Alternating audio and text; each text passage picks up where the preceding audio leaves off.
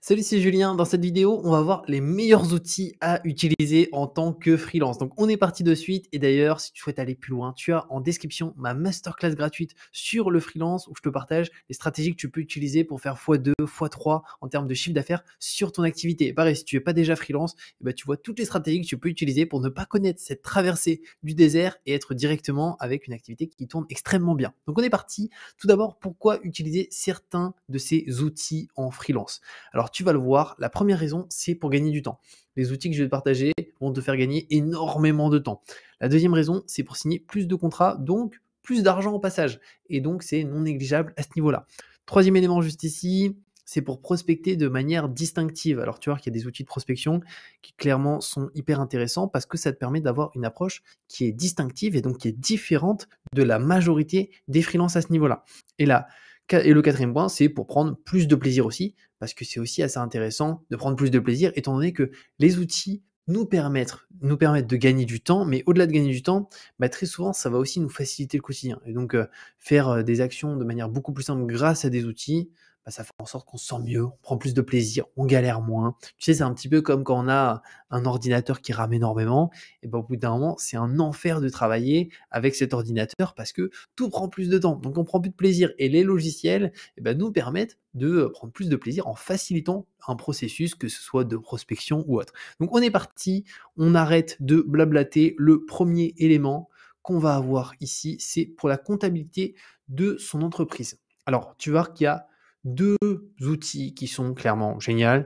Premier outil juste ici, c'est Shine. Alors Shine, si tu connais pas, c'est une banque pour les indépendants comme Conto. Peut-être que tu connais Conto.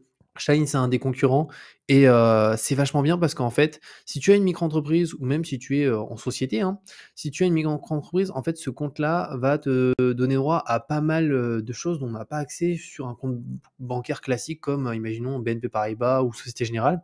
C'est que vu que c'est un compte pour indépendants, bah, automatiquement, il te permet de faire la différence entre l'argent que tu rentres. Imaginons tu rentres 10 000 euros. Sur ces 10 000 euros, automatiquement, Shine va te dire, bon, bah tiens, là, tu as 2 300 euros de cotisation sociale. Là, tu as tant d'euros qu'il faut que tu gardes aussi pour telle chose. Et lorsqu'on arrive en période déclarative, Shine va aussi te dire, bon, bah là, on arrive en période déclarative, donc c'est maintenant qu'il faut déclarer tes revenus.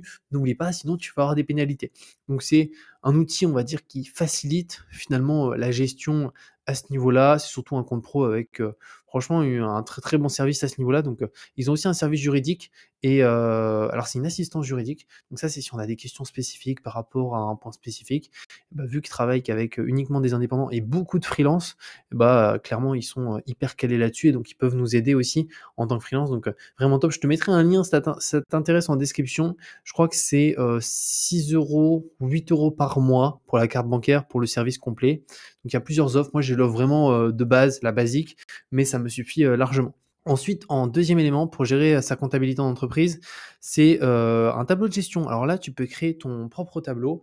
Si tu es en micro-entreprise, crée un tableau de micro-entreprise. Ou si tu es en société, tu peux aussi créer un tableau pour EURL, pour SASU. Moi, j'ai créé mon propre tableau de gestion de micro-entreprise pour calculer les impôts, pour calculer les abattements d'impôts, aussi les cotisations sociales, qu'on soit en prestation de service en tant que freelance ou même si on fait une autre activité. Je l'ai aussi configuré dans ce tableau. Si tu veux l'utiliser, ce tableau, tu as un lien en description. Donc j'ai décidé de le mettre en vente parce qu'il y a beaucoup de personnes qui m'ont dit, Julien, est-ce que tu pourrais le partager, le mettre en vente? Donc je l'ai mis en vente pour ceux que ça intéresse.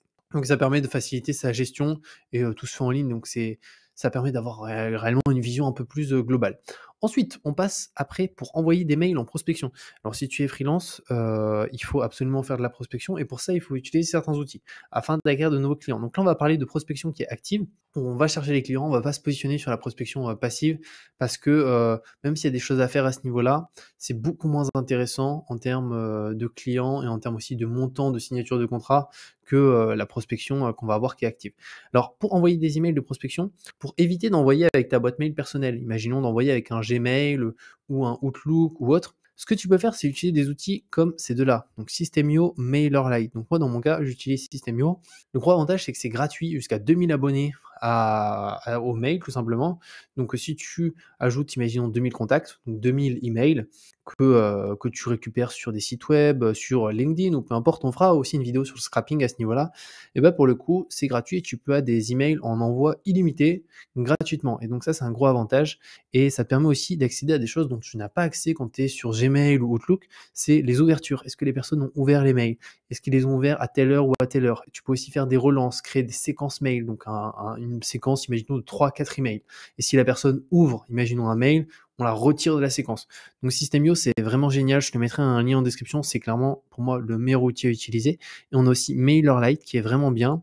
Par contre, c'est un petit peu moins intéressant parce que c'est jusqu'à 1000 emails et les mails, c'est pas illimité par mois. Tu peux en envoyer, je crois, 12 000. Bon, ce qui est déjà énorme. Normalement, tu vas pas envoyer 12 000 emails, à part si vraiment tu prospectes de manière très très large.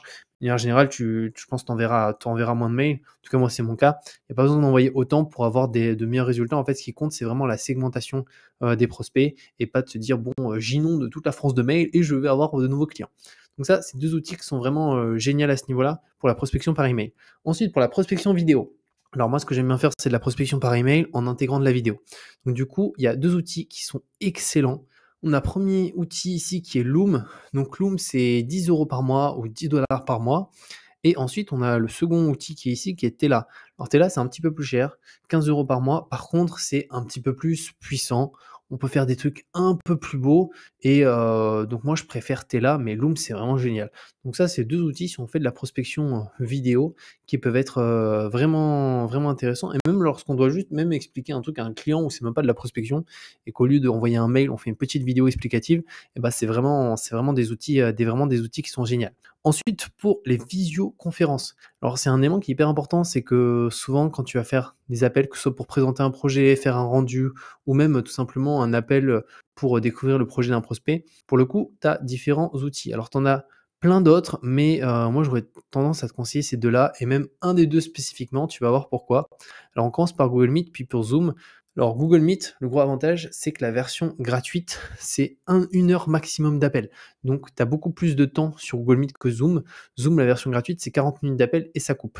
Donc, moi, j'utilise à 100% Google Meet parce qu'en plus, ça me permet de le plugger directement et facilement sur l'agenda Google. Et vu que la majorité des personnes, ils sont sur Gmail, bah, c'est vraiment hyper avantageux.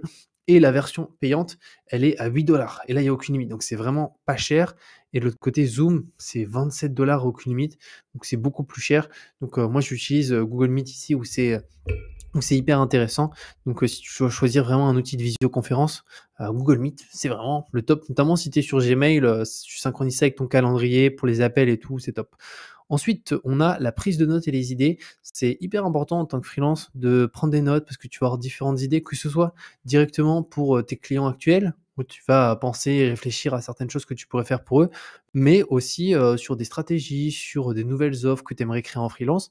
Et pour ça, tu as différents outils que je t'ai mis ici. Alors, application de notes, ça c'est classique. Tu as Sticky Note qui est très bien aussi, Noriob et Dictaphone. Donc, Dictaphone, là, c'est vraiment si tu ne souhaites pas prendre de notes, imaginons, je sais pas, tu es dans la rue en train de marcher, donc c'est un peu galère d'écrire, bah, tu peux utiliser l'outil dictaphone pour finalement tout simplement t'enregistrer et pouvoir avoir une trace de l'idée que tu avais eue et tout.